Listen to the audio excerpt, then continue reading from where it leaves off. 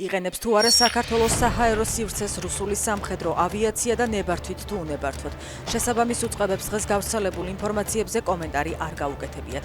X-ზე ღია სადაზვერო წყაროების პლატფორმები ავრცელებენ ინფორმაციას, რომ საქართველოს საჰაერო გზას რუსული საჰაერო ტრანსპორტი ირანისკენ ინტენსიურად იყენებს.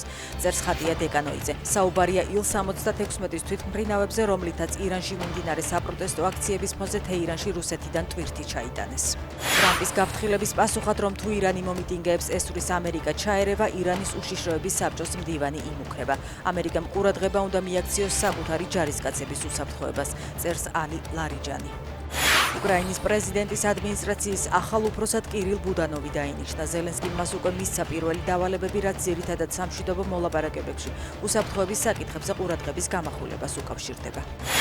ბოლო წარმატებული სპეცოპერაცია, რომელიც დაზვერვის ხელმძღვანელის რანგში ბუდანოვმა ჩაატარა, დენის კაპუსტინს უკავშირდება. უკრაინის დაზვერვამ დღეს ის ვიდეოკადრები გამოაქვეყნა, რომლითაც რუსულ სპეცსამსახურებს კაპუსტინის ლიკვიდაცია დააჯერეს, სინამდვილეში კი მასზე ინსცენირებული თავდასხმა მოაწყვეს და ამით $9 მილიონი მიიღეს.